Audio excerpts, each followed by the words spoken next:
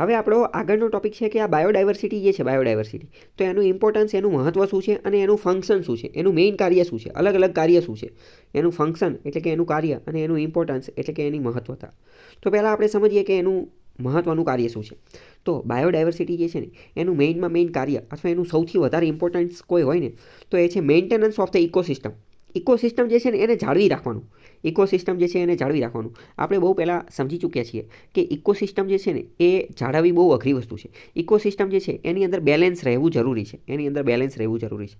જો ઇકોસિસ્ટમમાં બેલેન્સ નહીં રહે તો એની અંદર ઇમ્બેલેન્સ, અસમતુલા જે છે એ સર્જાઈ જશે અને એવું પણ બની શકે કે ઇકોસિસ્ટમ જે છે એ કોલેપ્સ થઈ જાય, એ પડી ભાંગે એવું પણ બની શકે છે. આપણે સમજી ગયેલા છીએ. માની લો કે ઘાસ, હરણ અને સિંહ આવું છે, બરાબર. હવે માની લો કે હરણની સંખ્યા ગાયબ થઈ જાય, હરણની સંખ્યા 0 થઈ જાય તો ઘાસ વધી જશે અને સિંહ જે છે એ ઘટી જશે. તો આવી અસમતુલા જે છે એ સર્જાઈ શકે છે. આપણે આ બધા માટે જે છે એ કેરિંગ કેપેસિટી નામનો કોન્સેપ્ટ જોયો હતો, બરાબર. પછી આમનું જે પોટેન્શિયલ કેટલું છે એ પણ જોયું હતું અને આ બધી વસ્તુ આપણે જોઈ લીધેલી હતી, બરાબર. અને આ ક્યારે કોલેપ્સ કરે એ પણ જોયું હતું. તો બાયોડાયવર્સિટી શું કરશે? બાયોડાયવર્સિટી જે છે ને એ કોઈપણ ઇકોસિસ્ટમને મેન્ટેન કરવાનું કામ કરશે, મેન્ટેનન્સ કરશે.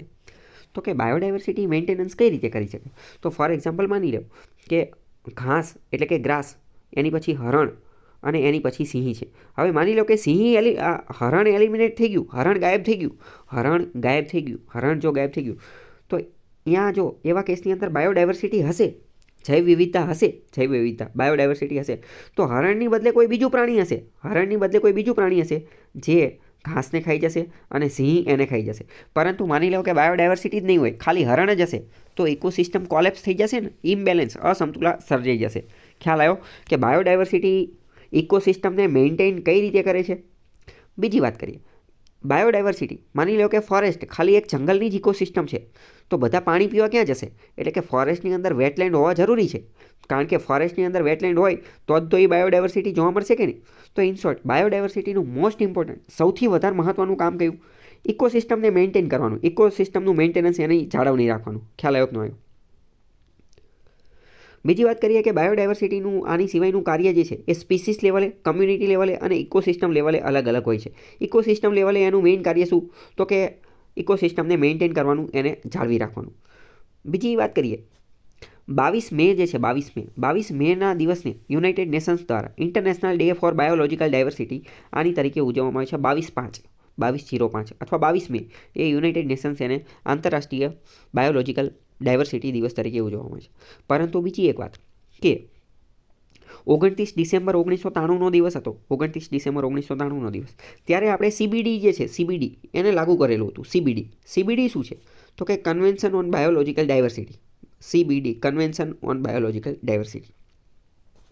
પહેલાં સમજીએ કે કન્વેન્શન એટલે શું થાય. તો કે કન્વેન્શન એટલે થાય પરંપરા.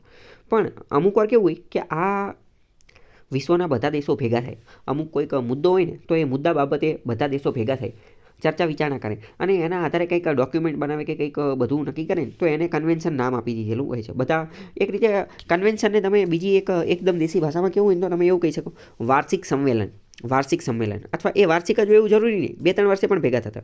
અત્યારે ક્લાઇમેટ ચેન્જ માટે પણ આવા કન્વેન્શન થતા હોય છે, ડેઝર્ટિફિકેશન માટે પણ આવા કન્વેન્શન થતા હોય છે.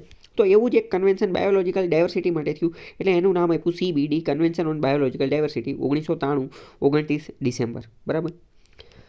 ભારત સરકાર જે છે, ભારત સરકાર એણે નોર્વે નામનો દેશ છે, તો નોર્વે નામના દેશ સાથે મળી અને એક આપણે આની માટેનું એક સેન્ટર બનાવી દીધું છે.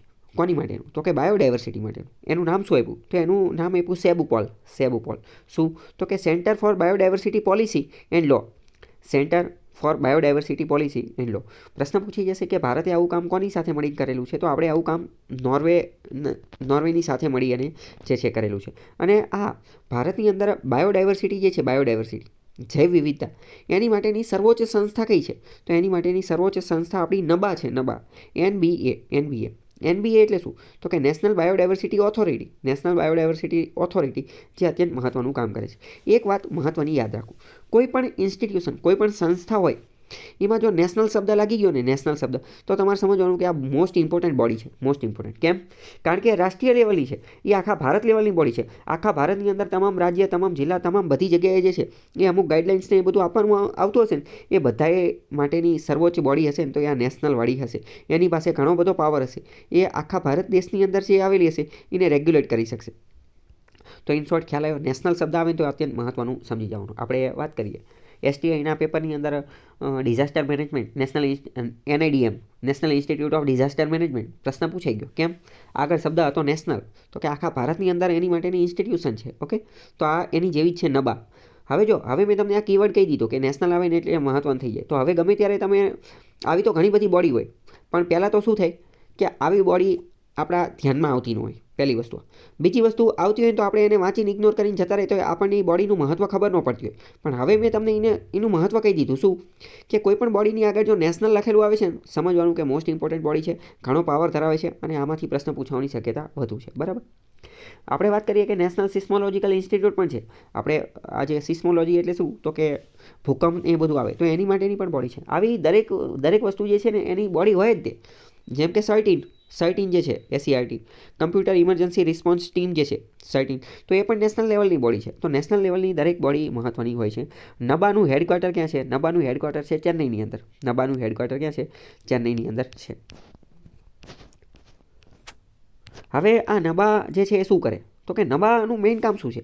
આવી જે કોઈ પણ નેશનલ લેવલની બોડી હોય, તમે વિચારો આનું કામ શું હોય? તો કે આવી કોઈ પણ નેશનલ લેવલની બોડી હોય ને તો એનું કામ હોય કે એક્સપર્ટાઇઝ, પોતાની એક્સપર્ટાઇઝ જે છે એ રજૂ કરવી. નેશનલ લેવલની બોડી એનો મતલબ જ એ થાય ને કે આખા દેશમાંથી જે એને એક્સપર્ટ લોકો હોય ને એ બધાને બોલાવો અને એની અંતર્ગત આ ફિલ્ડમાં, આ ક્ષેત્રમાં શું કરવું જોઈએ, આની અંદર આપણે વધારે સારું કઈ રીતે કરી શકીએ, એની માટેની ગાઈડલાઇન્સ, ધારાધોરણો, સ્ટાન્ડર્ડ, પોલિસી એ બધું બનાવવાનું કામ કરે. એટલે કોઈ પણ નેશનલ લેવલની ઇન્સ્ટિટ્યૂટ હોય તો એ બધાની અંદર મુખ્યત્વે એમનું એક ઉદ્દેશ્ય તો શું હોય કે એક્સપર્ટાઇઝ લાવી. કોની અંદર એક્સપર્ટાઇઝ લાવી? તો કે પોલિસી મેકિંગની અંદર, લો મેકિંગની અંદર અને એના સ્ટાન્ડર્ડને એ બધું નક્કી કરવામાં. તો નબાનું મેઇન કામ શું છે કે આખા ભારતમાંથી જે આના એક્સપર્ટ હોય એ બધા લોકોને ભેગા કરી અને આ બધું કામ કરે. ઓકે, ખ્યાલ આવ્યો કે નહીં? કંઈ ડાઉટ હોય તો પૂછો.